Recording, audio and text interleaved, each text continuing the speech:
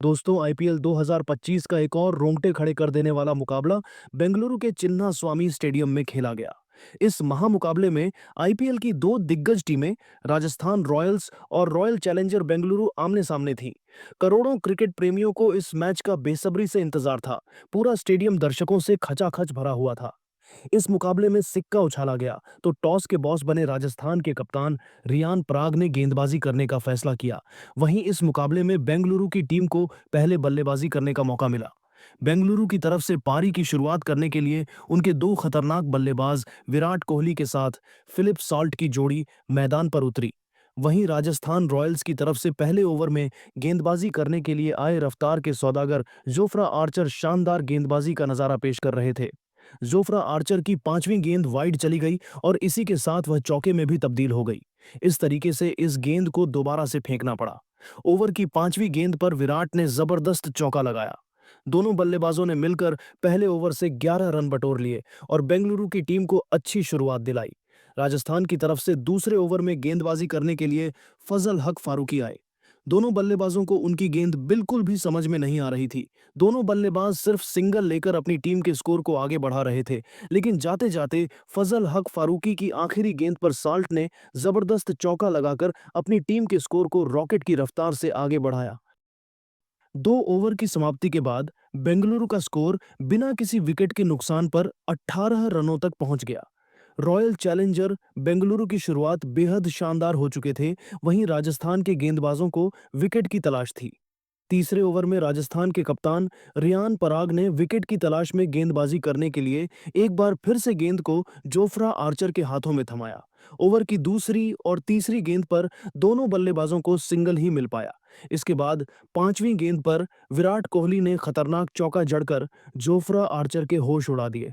अगली गेंद को भी विराट कोहली ने चौके में तब्दील कर दिया। दोनों बल्लेबाजों ने मिलकर तीसरे ओवर से 10 रन जोड़ लिए। इस तरीके से 3 ओवर की समाप्ति के बाद बेंगलुरु का स्कोर 28 रनों तक पहुंच गया। दोनों बल्लेबाज पूरी तरीके से सेट हो चुके थे और तेजी से रन बटोरते हुए अपनी टीम के स्कोर को आगे बढ़ा रहे थे। वहीं दूसरी तरफ राजस्थान की टीम को लगातार विकेट की तलाश थी। राजस्थान की तरफ से चौथा ओवर लेकर आए फजल फारूक अपनी खतरनाक गेंदबाजी से दोनों बल्लेबाजों को खूब परेशान कर रहे थे। विराट कोहली और साल्ट संभल संभल कर बल्लेबाजी कर रहे थे और अपना विकेट बचा रहे थे। तभी ओवर की पांचवीं गेंद पर फिलिप साल्ट ने सनसनाता हुआ चौका लगाकर बेंगलुरु के स्कोर को रॉकेट की रफ्तार से आगे बढ़ाया। 4 ओवर की समाप्ति के बाद बेंगलुरु का स्कोर बिना किसी विकेट के नुकसान पर 37 रनों तक पहुंच गया था। दोनों बल्लेबाजों के बीच एक मजबूत साझेदारी पनपती हुई दिखाई दे रही थी। राजस्थान के गेंदबाज विकेट निकालने में लगातार फेल हो रहे थे, जिसका दबाव राजस्थान रॉयल्स के कप्तान अभियान पर आगे के चेहरे पर साफ दिख रहा था। पांचवें ओवर में राजस्थान के कप्तान रियान पराग ने गेंदबाजी में बड़ा बदलाव किया और इस बार गेंदबाजी करने के लिए तुषार देशपांडे को बुला लिया।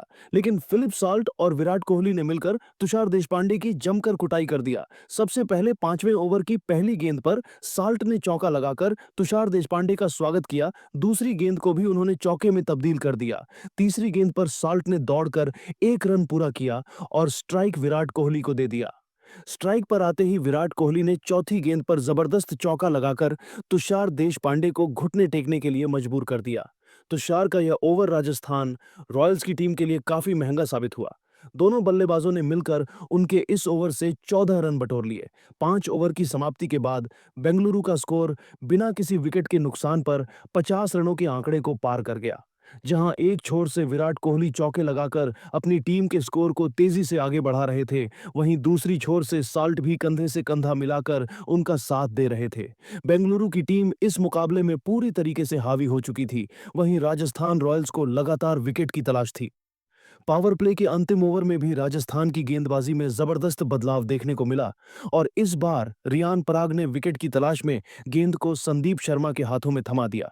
संदीप शर्मा की खतरनाक गेंद दोनों बल्लेबाजों को बिल्कुल भी समझ में नहीं आ रही थी और वह एक एक रन बनाने के लिए तरस रहे थे।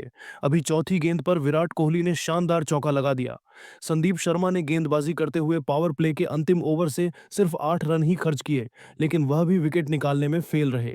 इस तरीके से पावर प्ले का अंत हुआ और पावर प्ले की समाप्ति के बाद बेंगलुरु का स्कोर 59 रनों तक पहुंच गया।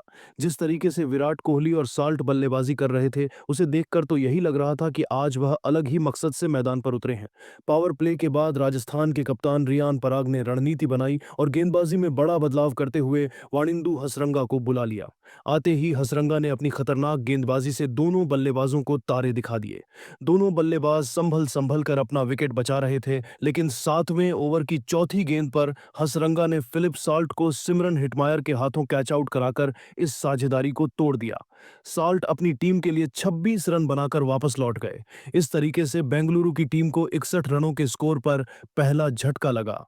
अब विराट कोहली का साथ देने के लिए मैदान पर देवदत्त पडिक्कल बल्लेबाजी करने के लिए आ चुके थी। वानिंदु हसरंगा ने शानदार गेंदबाजी करते हुए सिर्फ 3 रन खर्च करके अपनी टीम को पहली सफलता दिला दिया। वानिंदु हसरंगा ने खतरनाक गेंदबाजी करते हुए मैच में राजस्थान रॉयल्स की वापसी कराई। इस तरीके से 7 ओवर की समाप्ति के बाद बेंगलुरु का स्कोर 1 विकेट के नुकसान पर 62 रन बन पाया। राजस्थान की तरफ से 8वां ओवर लेकर खुद कप्तान रियान पराग आ गए, जिनका स्वागत विराट कोहली ने दूसरी गेंद पर चौका लगाकर किया। लेकिन इसके बाद रियान ने शानदार गेंदबाजी किया और 8वें ओवर से मात्र 7 रन ही बनने दिया। इस तरीके से राजस्थान के गेंदबाजों ने बेंगलुरु के तेजी से बढ़ते हुए स्कोर पर ब्रेक लगा दिया। विराट कोहली और देवदत्त पडिक्कल के कंधों पर अपनी टीम की बड़ी जिम्मेदारी आ चुकी थी। वहीं राजस्थान की टीम को दूसरे विकेट की तलाश थे। 9वें ओवर में विकेट की तलाश में रियान पराग ने गेंद को एक बार फिर से वानिंदु हसरंगा के हाथों में थमा दिया। इस बार भी हसरंगा ने खतरनाक गेंदबाजी करते हुए दोनों बल्लेबाजों को पूरी तरीके से बांध कर रखा।